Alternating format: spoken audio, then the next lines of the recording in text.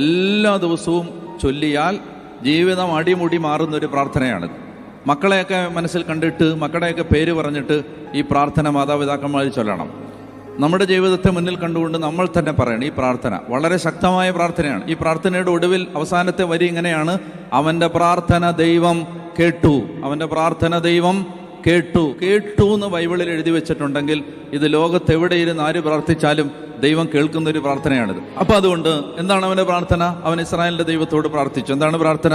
ദൈവമേ, അങ്ങ് എന്നെ അനുഗ്രഹിച്ച് എൻ്റെ അതിരുകൾ വിസ്തൃതമാക്കണമേ. യെശയ്യാ 54 ഇതാ വായിച്ചത്. എന്താണ്? നിന്റെ കൂടാരത്തിന്റെ അതിരുകൾ വിസ്തൃതമാക്കുക. ഇതാണ് അവൻ പ്രാർത്ഥിച്ചത്. ദൈവമേ, എൻ്റെ അതിരുകൾ എന്നെ അനുഗ്രഹിച്ച് എൻ്റെ അതിരുകൾ വിസ്തൃതമാക്കണമേ.